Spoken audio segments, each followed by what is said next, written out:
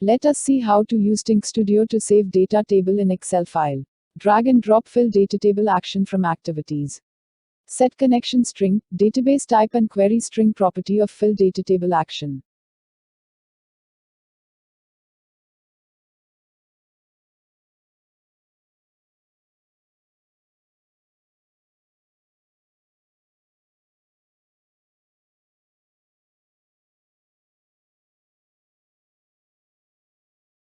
Drag and drop data table to Excel file action from activities. Set data table property of data table to Excel file action to point to data table property from the fill data table action.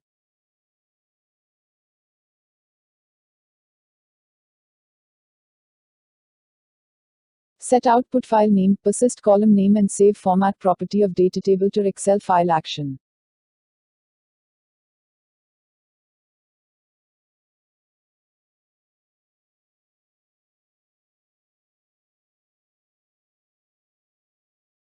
Stitch all action nodes into a task workflow. Click Run button to execute the workflow.